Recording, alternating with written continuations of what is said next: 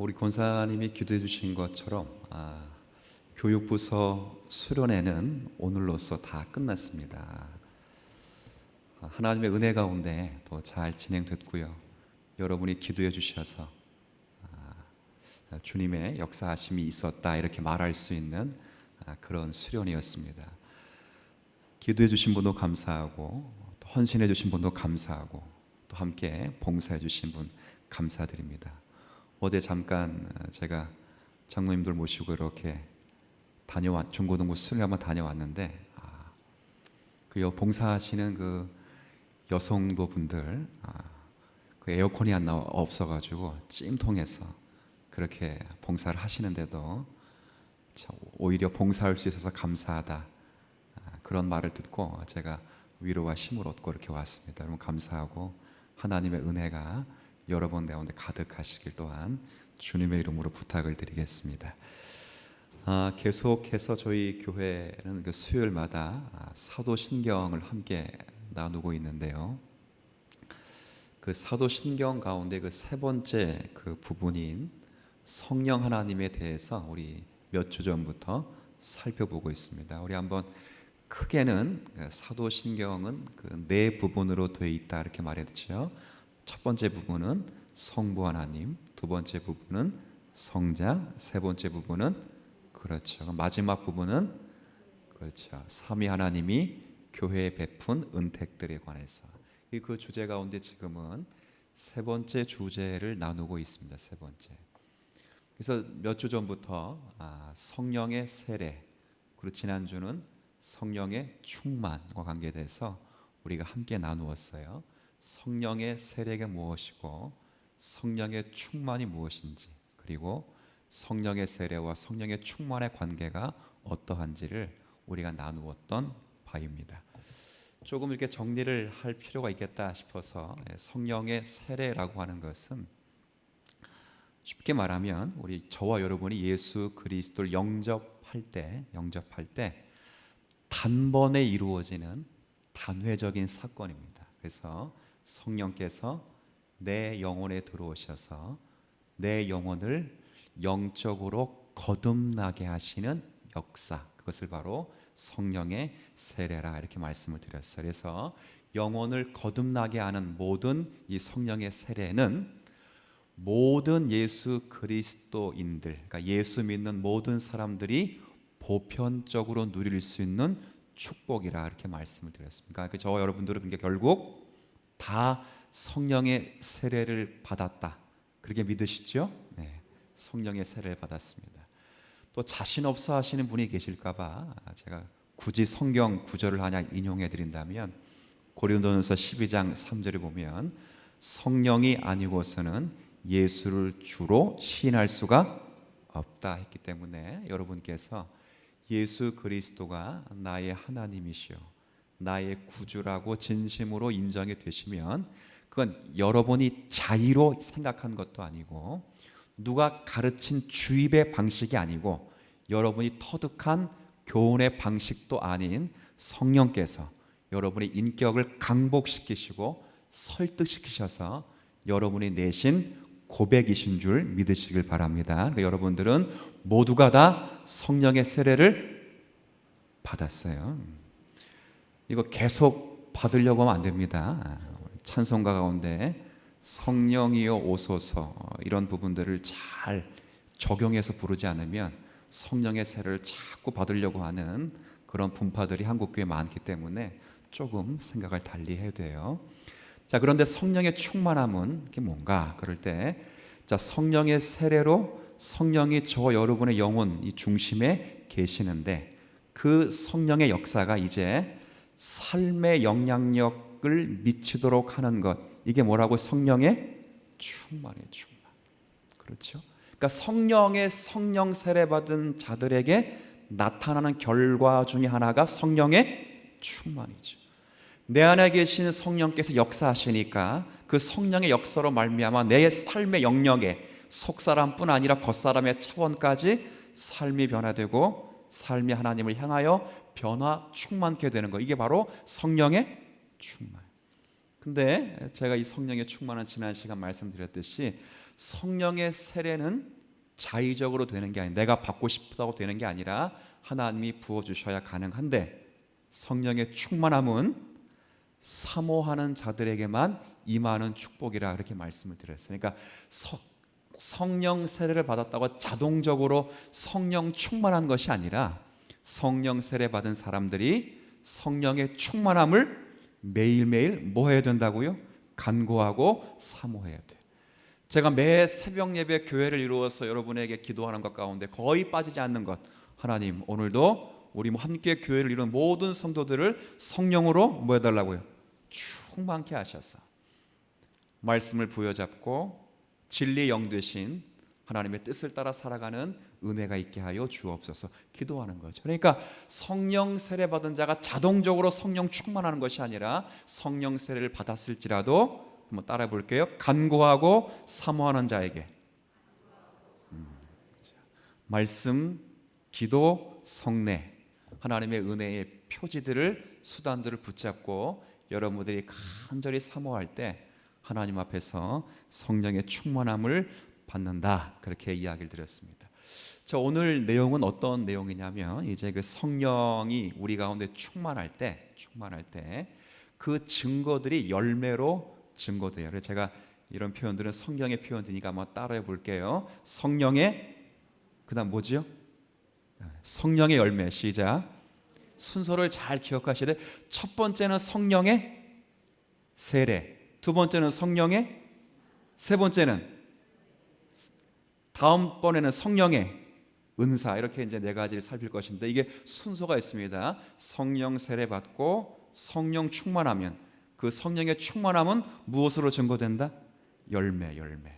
자, 그러니까 성령 충만한 분들이 어떤 열매로 증거되는지 제가 오늘은 두 가지 내용을 살필 텐데, 첫 번째 내용을 살피는 것은 갈라디아서 5장에 근거된 성령의 충만한 결과들, 열매들입니다. 자, 다시 22절 23절 말씀 한번 같이 읽죠. 시작. 오직 성령의 열매는 사랑과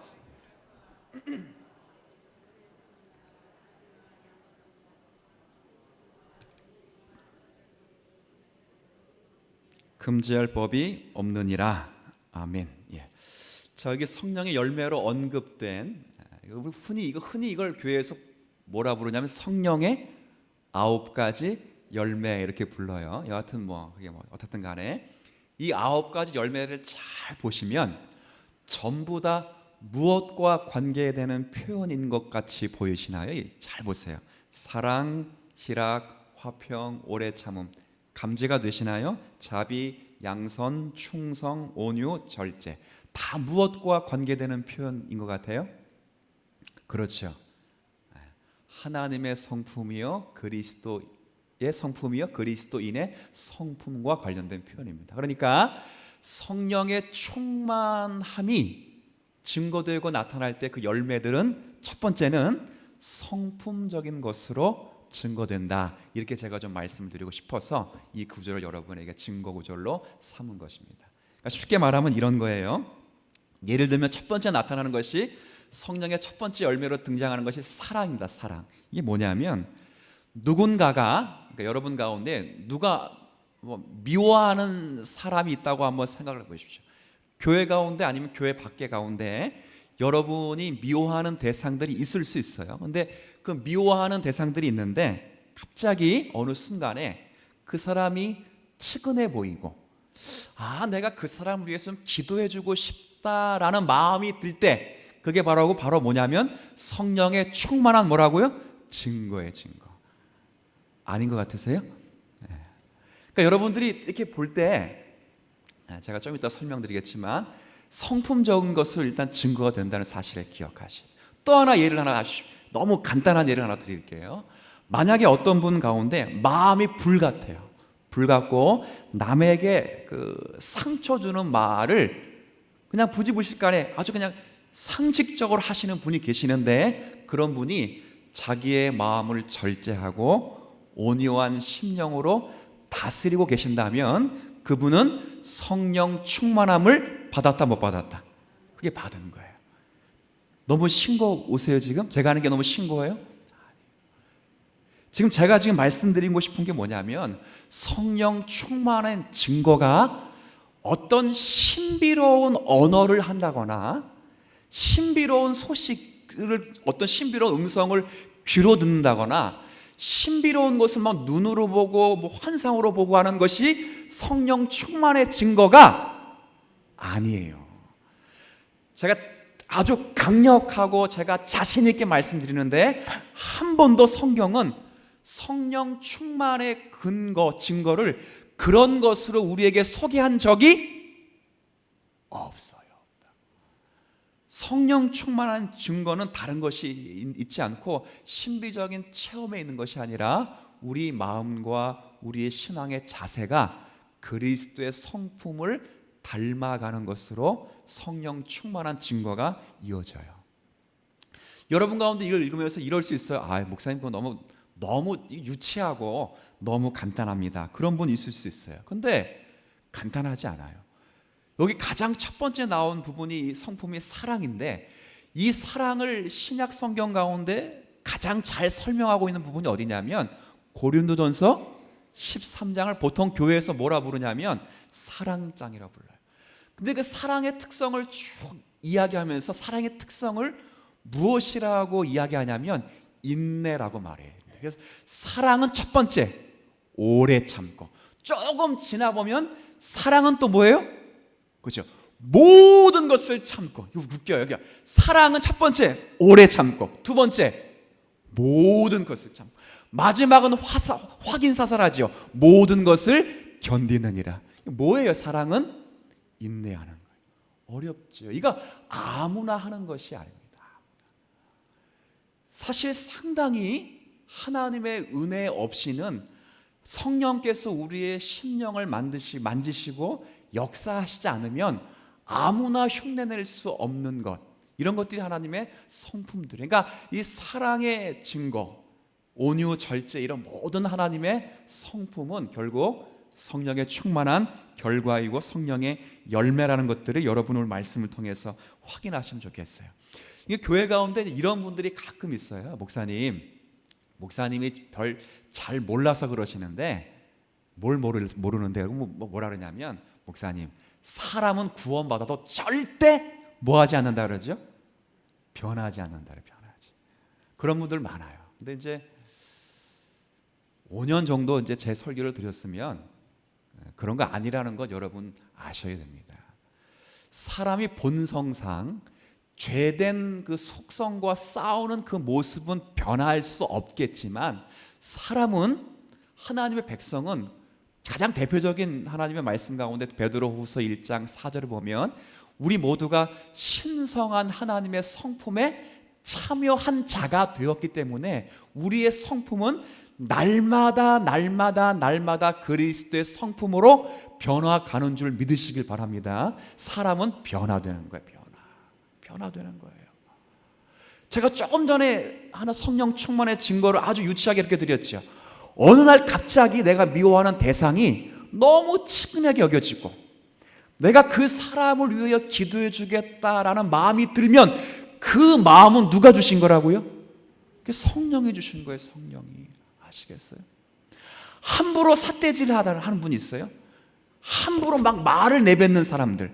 근데 그 심령이 조금씩 변화해서 말을 절제하고 마음에 온유함이 들고 있다 그러면 그 성품을 지금 누가 터치하시고 조정하시고 변화시키는 거라고요? 성령이에요. 성령. 이게 신앙인들이 살아가는 삶의 자리예요. 바뀌지 않으면 안 돼요. 죄송합니다만 여러분이 신앙생활 하는데 10년 전이나 지금이나 똑같으면 사실 신앙의 면에 있어서 우리가 제대로 하나님 앞에 서 있는 것이 아닙니다.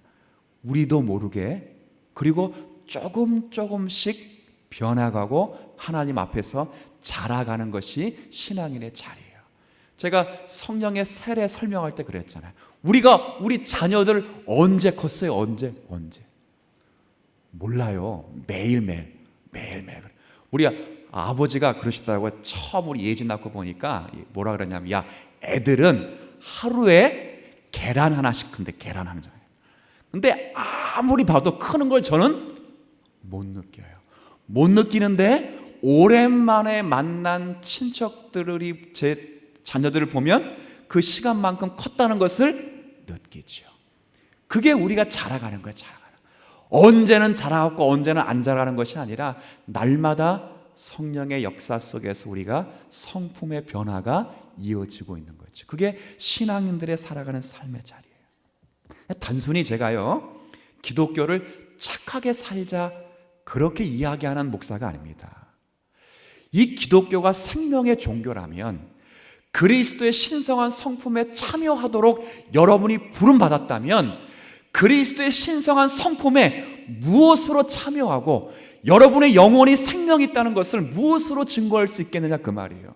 만약에 그것이 돈으로 우리가 증명을 받을 것 같다면 사실 S그룹의 L 회장 같은 경우는 웃지 않았겠어요? 그분의 전 재산이 어느 정도 되냐면 14조가 된대. 14조. 이게 이제 가늠이 안 돼요. 조가 나오면 억 나오면 좀 가늠이 되는데 조 나오면 가늠이 안 돼. 그러니까 어느 정도의 금액이냐면 한국 교회의 전체 6만여 교회 부채가 얼마인지 부채 제가 오늘 알려드릴게요. 10조입니다. 10조 한국교회 부채. 그럼 한국교회가 이 금융권에 빚지고 있는 그 돈보다 훨씬 많은 돈을 그분이 가지고 있어요. 교회가 맨날 뭐 하죠? 하나님 우리 교회 이 빚 갚게 해주시고 복 주세요.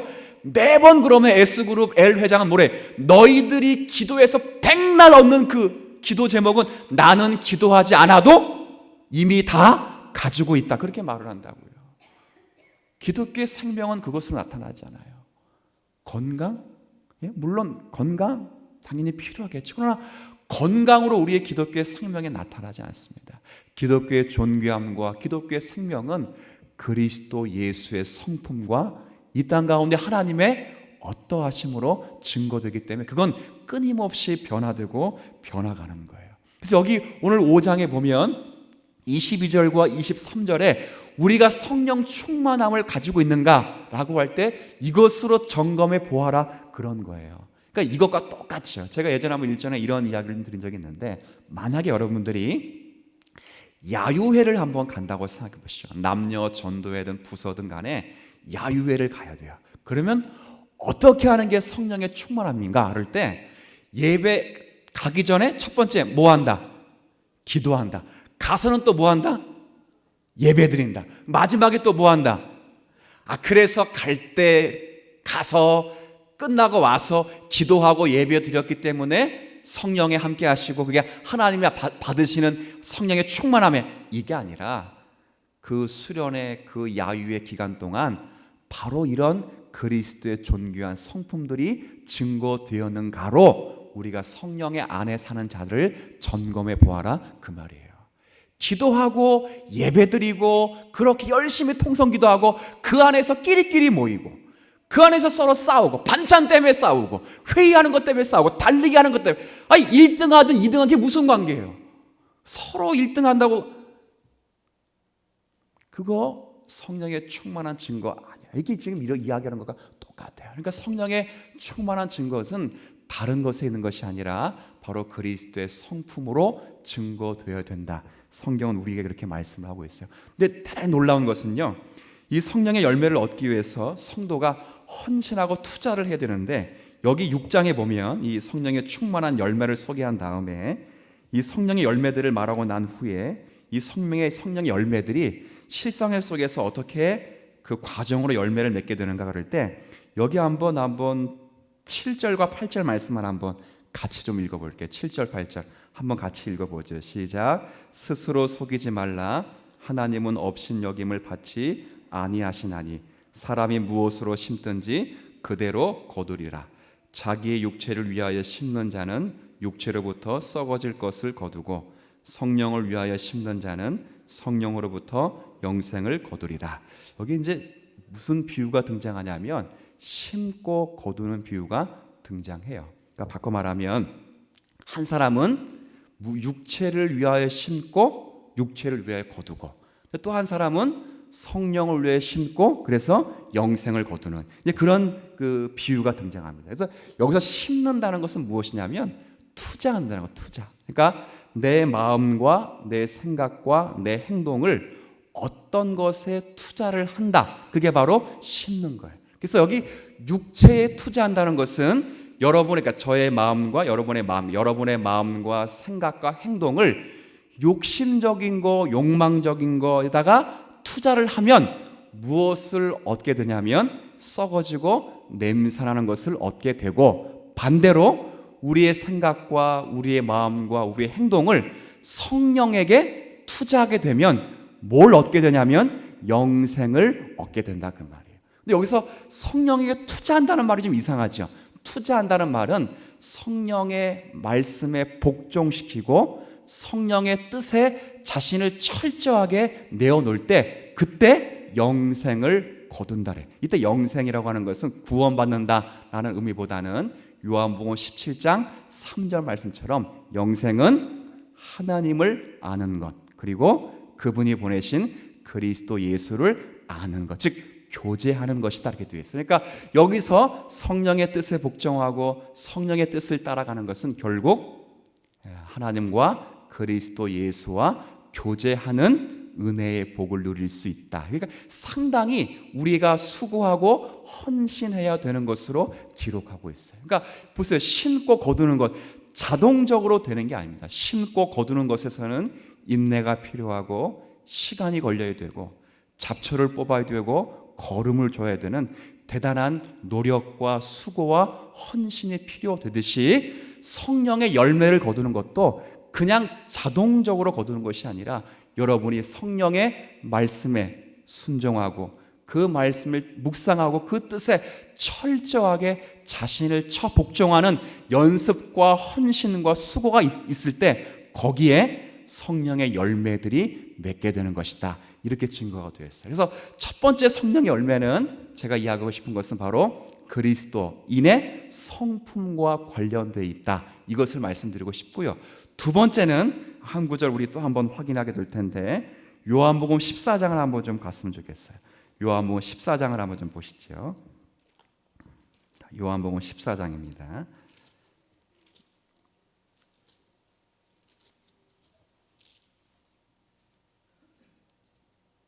자, 요한복음 14장 16절 17절. 자, 요한복음 14장 16절 17절 제가 읽어갈게요.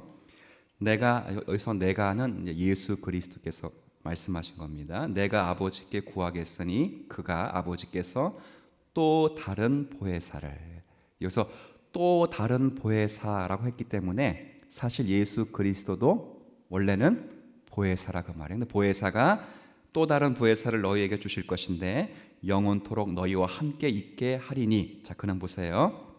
자, 17절 한번 같이 읽습니다. 그는 진리의 영이라. 여기까지. 그는 무슨 영이라고요? 진리 영. 자, 이 표현을 그대로 가지고 16장 13절을 한번 가보세요. 요한복음 16장 13절. 자, 13절 한번 같이 읽겠습니다. 시작. 그러나 진리의 성령이 오시면 그가 너희를 모든 진리 가운데로 인도하시리니 그가 스스로 말하지 않고 오직 들은 것을 말하며 장래일을 너희에게 알리시리라. 여기도 13절에 성령은 무슨 영으로 되어 있냐면 진리의 영이라 이렇게 되어 있어요. 그러니까 이 말은 무슨 말이냐면 이게 대단히 중요한 겁니다. 성령이 진리의 영이라고 하는 말은 성령은 진리와 함께 역사하신다, 그 말이에요.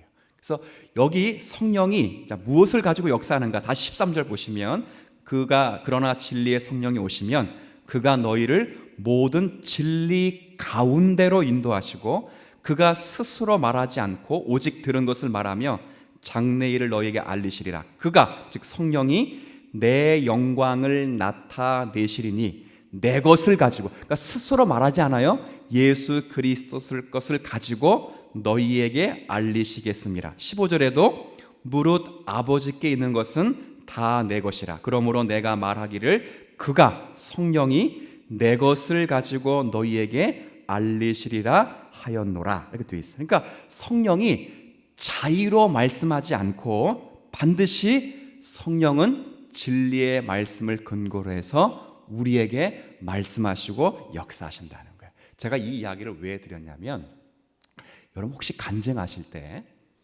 이렇게 간증하는 건 상당히 위험합니다. 성령께서 내게 직접 말씀하셨습니다. 이건 대단히 위험한 겁니다. 성령은 조금 전에 읽었죠? 성령은 무슨 영이라고요? 이 말은 뭐냐면, 우리 신앙의 선배들이 자주 표현했던 말 가운데 하나가, 한번 따라해 볼게요. 성령은 진리와 함께 역사한다.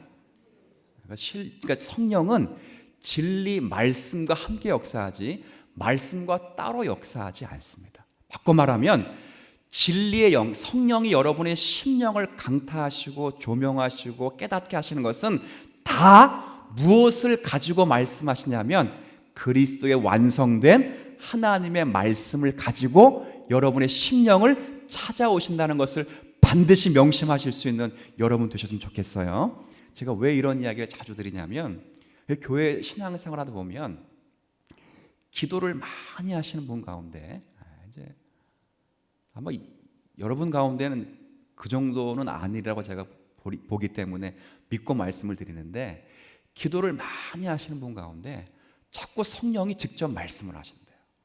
뭐라 말씀하시냐면, 종성아, 오늘은 유치하지만 빨간색 차를 타지 말아라, 뭐 이런 말을 하거나, 종성아, 오늘은 네가 가다가 중절모를 쓰는 한 노인을 만날 것인데 그 사람에게 복음을 증거하거라. 그러지 않습니다. 성령은 진리를 따라 말씀하시는 영이십니다.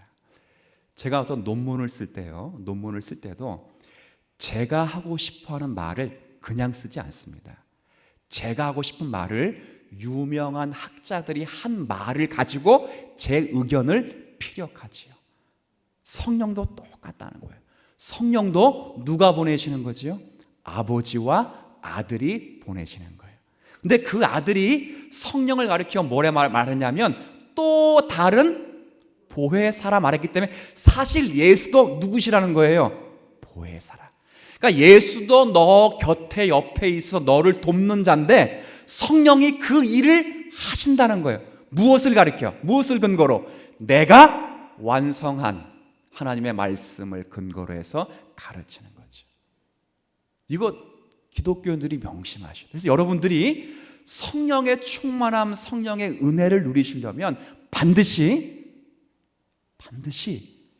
기도하시고 말씀을 읽고 말씀을 읽으시면서 기도하실 수 있는 성령의 은총을 누리셔야 돼요. 이 또 무슨 이야기냐면, 제가 이제 노골적으로 아예 이야기를 할게요. 여러분 신앙생활 몇 년 했는 거 중요하지 않아요? 오늘 말씀 만나니까 이야기를 할게요. 만약에 여러분 가운데 하나님의 말씀 듣는 것이 힘들다, 하나님 말씀 읽는 거 재미가 없다, 그냥 봉사하면 되지, 기도하면 되지, 열심히 주여주하고 열심히 하면 되지 라는 것으로 주의 말씀 듣는 훈련이 잘 되어 있지 않으면, 저는 그런 분들을 볼 때 성령의 충만함이 없구나 이런 생각을 한다고요. 제 생각에 틀린 생각이 아니에요. 근데 그런 분들 가운데 새벽 기도도 나올 수 있고 교회 봉사도 열심히 낼 수 있고 철야도 하실 수 있어요.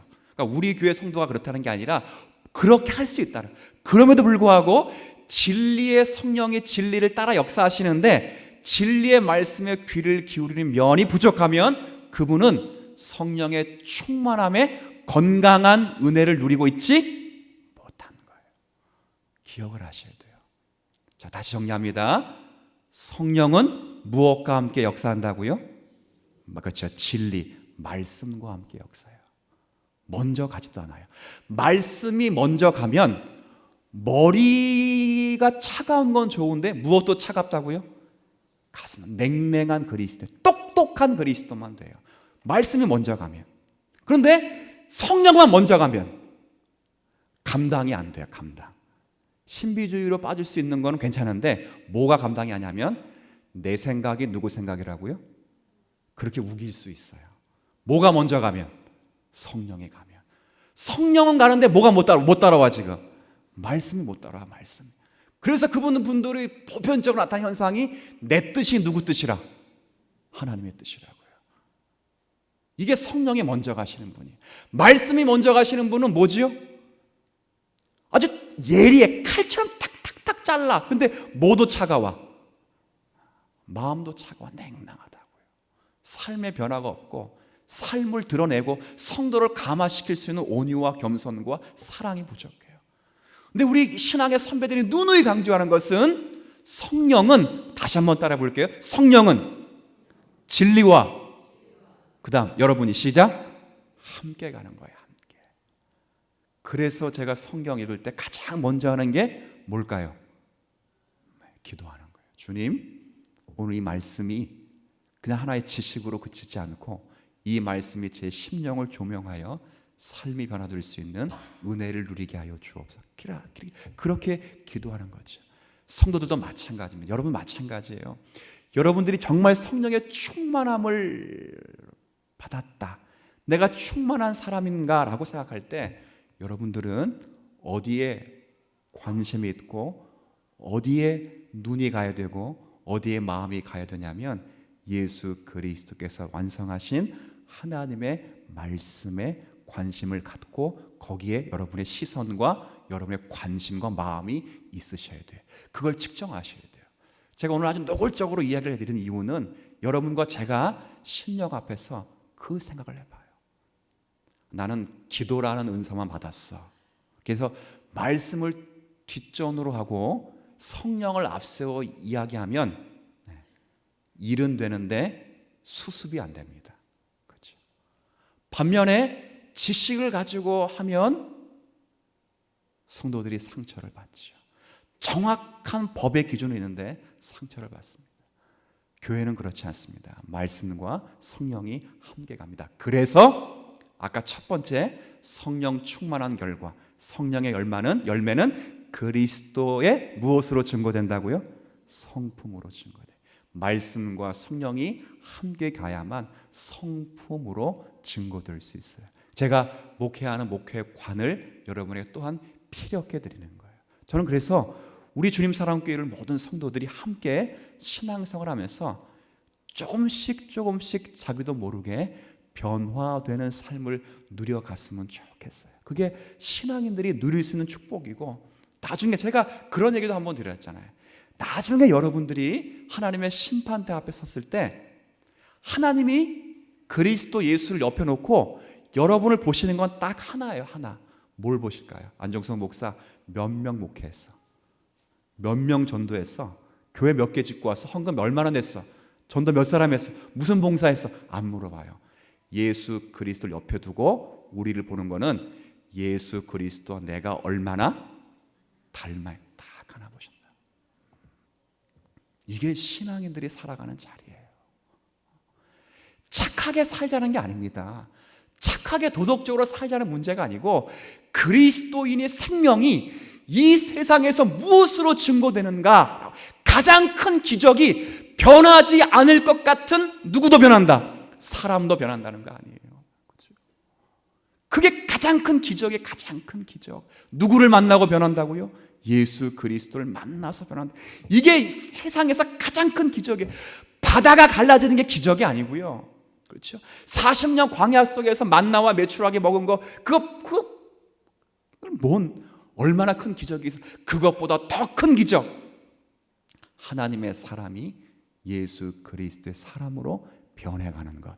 이게 성도가 누릴 수 있는 가장 큰 은혜의 혜택임을 오늘 이 말씀을 통해 조금씩 배워가시고 자라가셔서 여러분들이 오늘부터 훈련을 한번 해보십시오.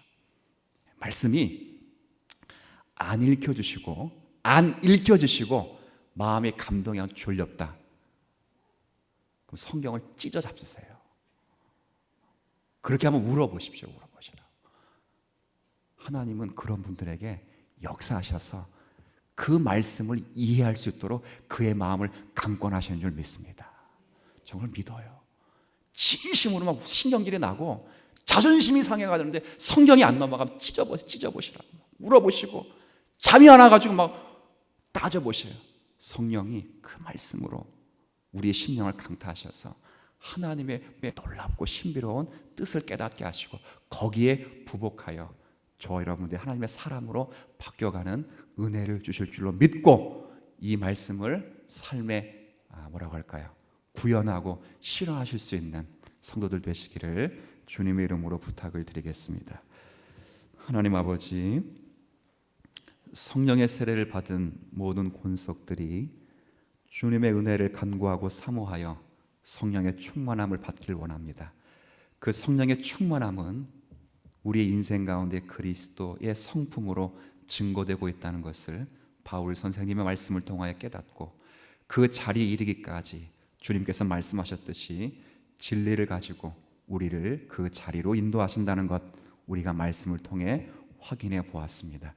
우리가 이 말씀을 제쳐두고 자의적으로 성령의 충만함을 간구하는 성도가 되지 않게 하여 주옵시고, 성령의 충만을 간구하고 사모하고 있다면 기도와 말씀으로 나아가게 하시고 그 말씀이 하나님의 뜻을 아는 말씀이 될 수 있도록 그리스도께서 원하시는 우리의 심령에 말씀하시는 말씀이 될 수 있도록 기도하고 간구하여 주의 뜻을 배워가는 모든 성도들 되게 하여 주옵소서. 거기에 하나님의 역사가 일어나게 하시고 거기에 우리의 변화된 심령으로 주님 앞에 서 나가는 은혜가 있게 하여 주옵시며 거기에 우리의 생명과 우리의 확신과 자랑이 가득하도록 은혜를 더하여 주옵소서. 또 하나님 주일을 보내기까지 남은 또 3일을 지내게 될 것입니다. 열심으로 살아가게 하여 주옵시고 이 하나님 험한 세상에 지치지 않고 하나님 말씀 붙잡고 배에서 생수의 강이 넘쳐나는 성도로서 진리를 따라 말하고 생각하며 승리하는 삶을 누리도록 은혜를 더하여 주시옵소서. 감사드리며 예수님의 이름으로 기도 올리옵나이다.